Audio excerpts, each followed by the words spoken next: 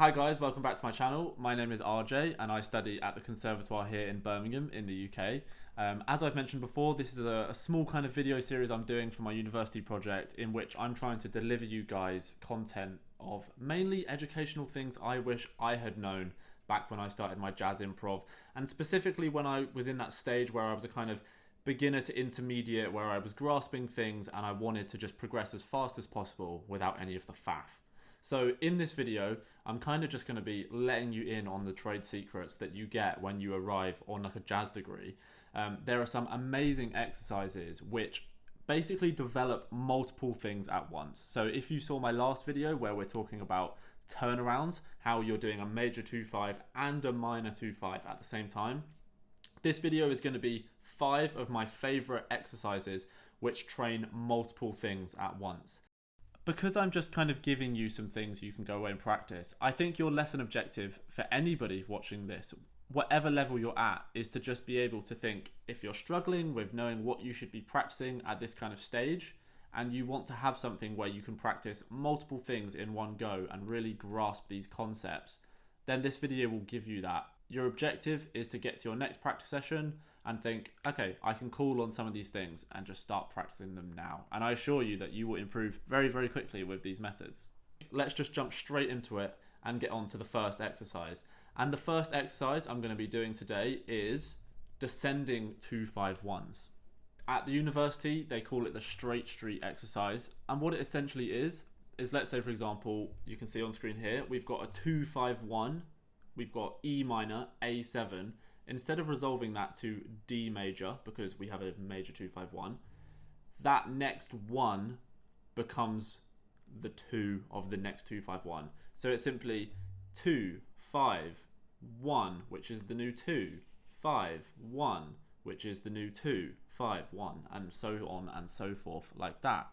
Now, I've written all of these charts out into iREAL so you can have it as a backing track, because I don't think there's many kind of content like this on YouTube with a backing track for that kind of thing. One thing you need to remember with this exercise is that because we are essentially going down in whole tones, notice here how we have a 2-5-1 in D, and then we have a 2-5-1 in C. We're moving down in tones. So we're going to be going D, C, B flat, A flat, F sharp, E, and that completes the cycle and brings us back to the start. So we actually have two systems here. One of them will start on a 2-5 in D. The other one will start on a 2-5 in E flat. And that way we actually cover all 12 keys, because one of these exercises only covers 6 keys. And this exercise is fantastic, and I'll give you an example of it, and it sounds just like this. Okay, here we go, straight street exercise.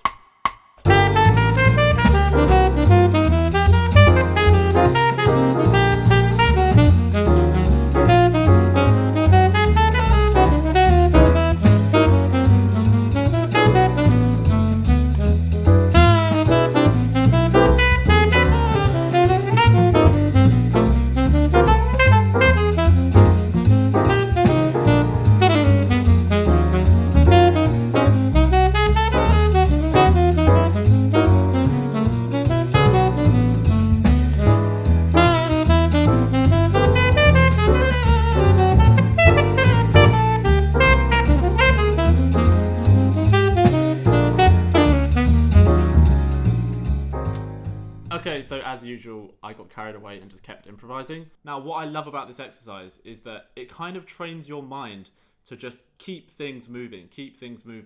And I'm always landing on different chord tones and then thinking, okay, so now where do I go from here? So the one thing that helped me really unlock this exercise, I'm going to talk in concert key here. So that example I gave you there, the first 2-5 we did was in concert F, okay? But it doesn't resolve to F major. It resolves to F minor, which is then the 2 for the next key. So what I had to keep in mind when I was actually practicing this in my first year of university was that I kept doing 2-5-1, landing on the 3rd, and that was my mistake. I have to constantly be reminding myself I am now resolving this to the minor 3rd, and then I'm moving off straight into the next 2-5-1. So here's a great example of that. I'm going to do a 2-5-1 in concert F, just as the first 2-5 in this exercise is. but I'm going to resolve it onto the major third just as if it literally was a 2-5-1 in F, and that would sound like this.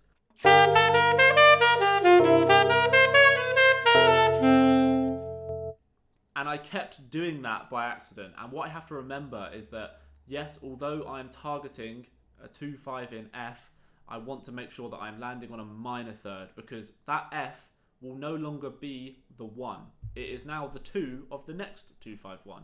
So that exact same phrase would work perfectly, but I would just need to make sure that I'm landing on the minor third. And here's the difference between those. Here's the major one.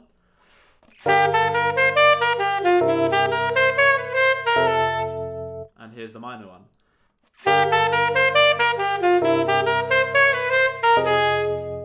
And then I can carry on.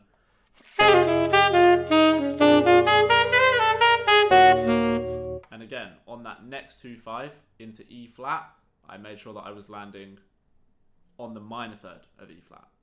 So as I mentioned before, it's always great when we can find a phrase which we could just actually copy and paste through the whole thing, because for me, that's how I found myself actually improving at multiple things at once. So here's a little phrase where it might not sound perfect, but we can essentially just rinse it round, and I'll show that to you now.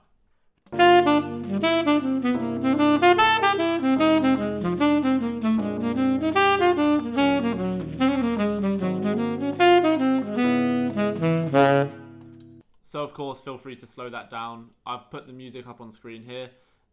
I'm just playing a phrase which works really well over those 2 chords, and then I'm just jumping to the next one and practicing like that. Personally, these days, I prefer to practice this exercise in the first example I showed you, where I'm just free to blow over the changes however I see fit. But if you've got a phrase which you really like, this exercise can be a great way to just practice it in all keys. But that brings us very swiftly onto our second exercise, which is the opposite, 2-5s going up in tones. So where the last one had a name, the straight street exercise, this one also has a name, and at the university they call this one the Satin doll exercise.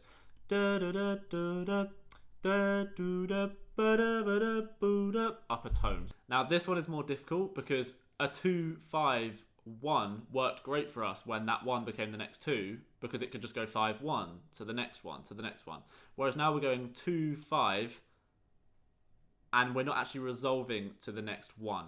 And that would look like this. So in, again, concert F being the first one, we would have G minor 7, C7, A minor 7, D7, B minor 7, E7. So we're moving up in tones. But I have a really, really great phrase that works for this, and I'm going to play it for you nice and slow, and then I'm going to show you me just actually blowing over that exercise. So for the last exercise and this exercise, we can blow over it how we want, or we can find a phrase we like that we can just simply rinse around the cycle. So here's the rinse around the cycle method.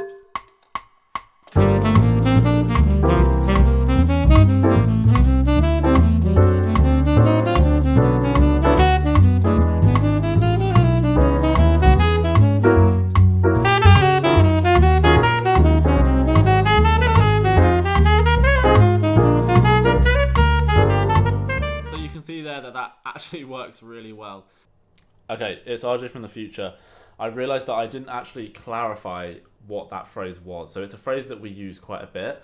And I love this 2-5. So it's basically just a really, really nice, simple 2-5 phrase. And because it resolves to what would be the third of the 1 chord, that is now the 1 of the next 2 chord. So let me explain it for you. So G, there's G, G minor, 1, 2, 3, 4, 5, 3, 1, 7. Now we're on E, which is the third of C. E, 3, 5, 7, 1, flat 9, sharp 9, 1, 7. A, which would be the third of F. But now that A is the new minor chord, so now it's A, 2, 3, 4, 5, do, do, do, do, do, do, do, do, do, do, B minor, do, do, do, do, do, do, do, do, do, do, do, do, do, C sharp minor. So that's how that phrase works. So it's a great 2-5-1 phrase, which you can use at any time on any 2-5-1 chord, any 2-5-1 sequence. And it also works really well because for us, that first bit there resolves to an A. So while that would be the third on an F major chord, we're going to an A minor chord, so why don't we just use that and then carry on? And that's how that phrase works. When you have a phrase like this, where it just naturally lands that way, it's a really fantastic way of practicing this kind of thing. But as I said before, I prefer to practice this kind of thing by just actually blowing naturally and seeing how I can move my way around the changes. So I'm going to do that for you now, and I hope you enjoy.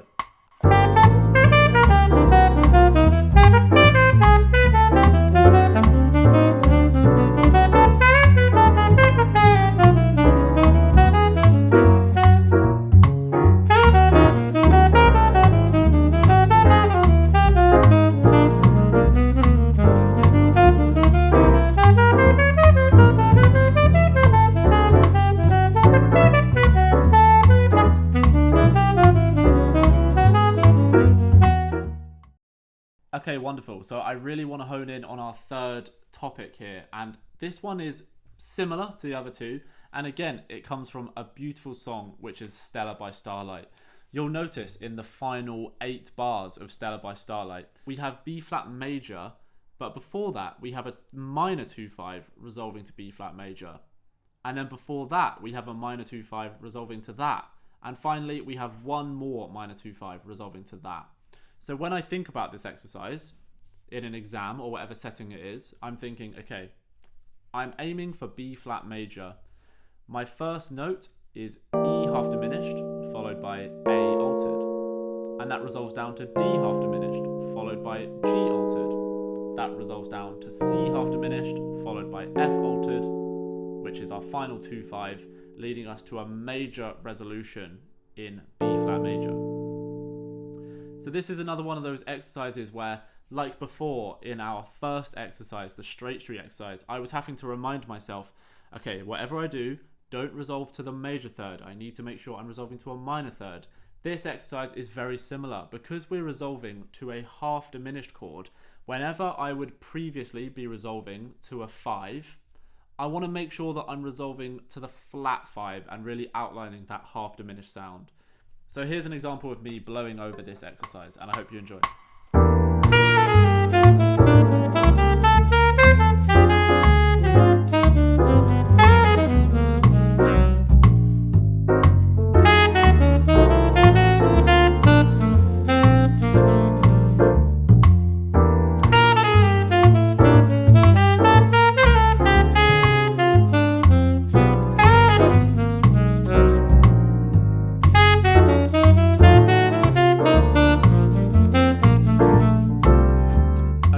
I love that exercise for a couple of main reasons. The first one being it's just super satisfying when you finally resolve it to that major chord at the end. Secondly, those minor 2-5s resolving to another minor 2-5, same as the straight street where it was major 2-5s resolving to major 2-5s. I think it's just such a lovely sound and it really works my brain. You can notice, instant replay here.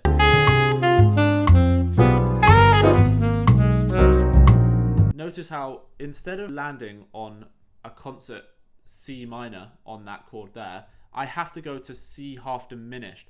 So instead of playing a G, I have to resolve that to a G flat, a flat 5 on that chord there. And I think it just really works my brain into making sure that I'm hitting these resolutions in the right places. And keep in note as well, instant replay.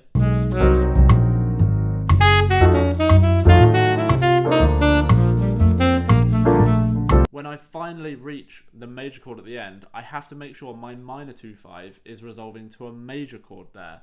So I'm landing on the major third, which I did quite clearly. So let me know what you think about that exercise. It's just another one of those ones where we can practice multiple things at once. We're practicing getting our minor 2-5s, descending in tones, making sure we're hitting all those key resolution points, and then making sure that we're actually ending it on a major 2-5. And I'm not being funny, but now when I play Stella by Starlight and I get to that final 8 bars, I feel very confident because it's actually not easy. And I remember before tackling this exercise in first year, that was the sort of thing that I would really struggle on when playing a standard. These 2-5s aren't really resolving properly. I'm not quite sure what to do. Maybe I would just play some language and wait for the next one, play some more language. Whereas now I'm actually resolving them as they come.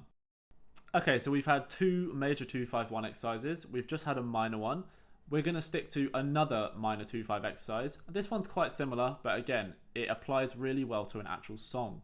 This one is what at the university they call the Green Dolphin Street exercise, and I'll show you why right now. Okay, so I've just got the changes of Green Dolphin Street on screen here in concert key, and you can see that in the final 8 bars, it starts with this passage where we have an F minor chord, the bass line then moves down to an E flat. We're still on an F minor chord, but the bass moves down, and then it moves down 1 semitone and gives us a D half diminished.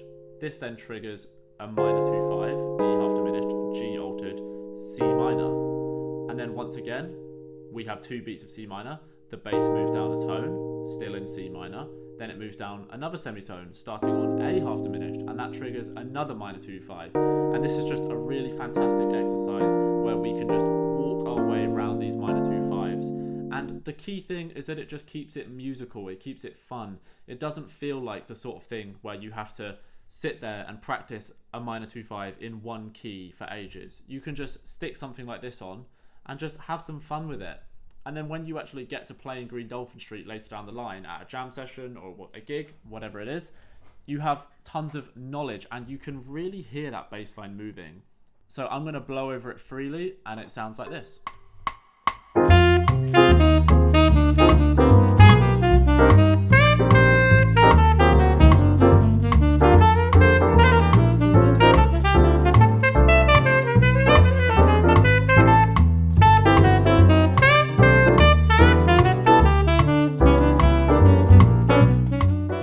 See there, I'm just moving my way through the chords, and if you're not at a stage where you feel as though you can freely blow over this, then either slow it down or maybe find a phrase which works really well that you can start on, move through the chords and get yourself onto the next chord and repeat that phrase. So I'll show you an example of that kind of phrase now, and I'll put the sheet music on screen for you as well.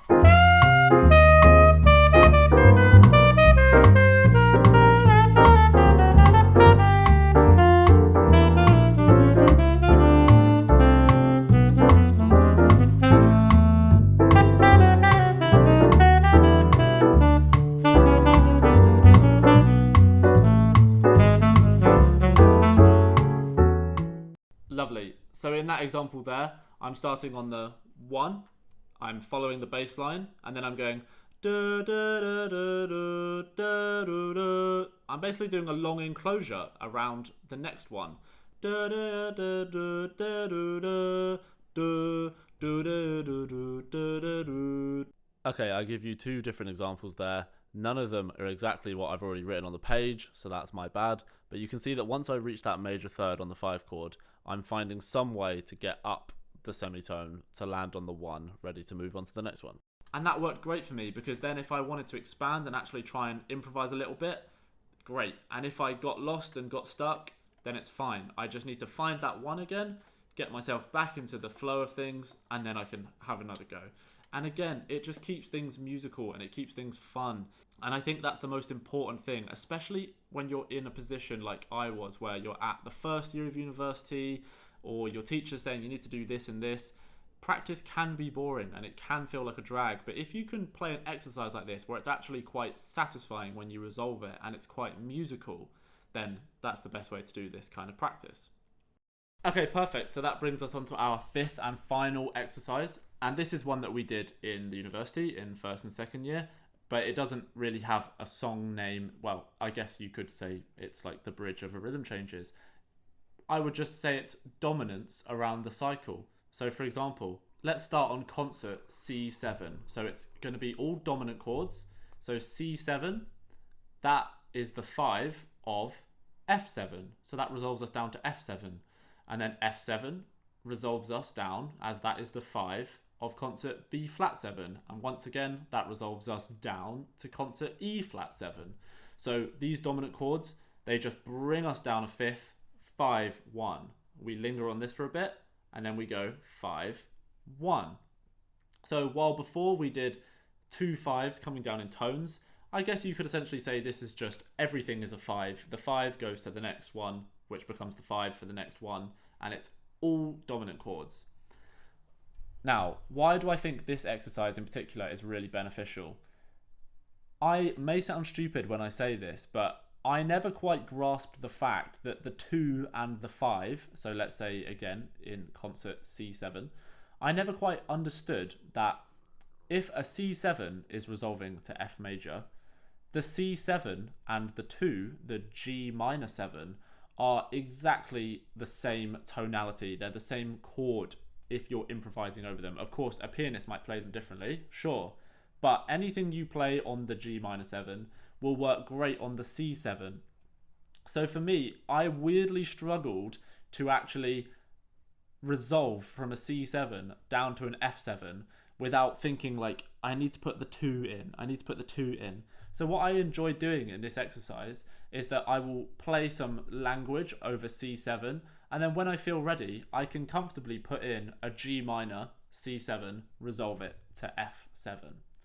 And then I'm on F7 for a bit, and now when I feel ready, I put in the C minor 7, which is the 2, then I continue on with my F7, which is the 5, resolving down to the next chord. And that exercise sounds like this.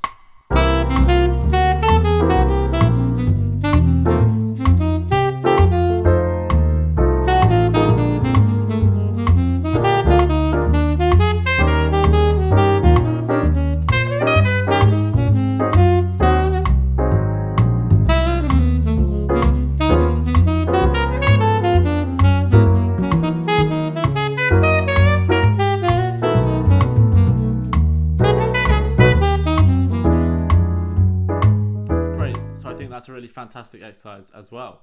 What I really like about that exercise is that it trains you on that dominant 7 sound. You never really get the major 7 resolution, but it's still just perfect because in my mind, although I'm seeing C7, F7, I'm still treating this as G minor 7, C7.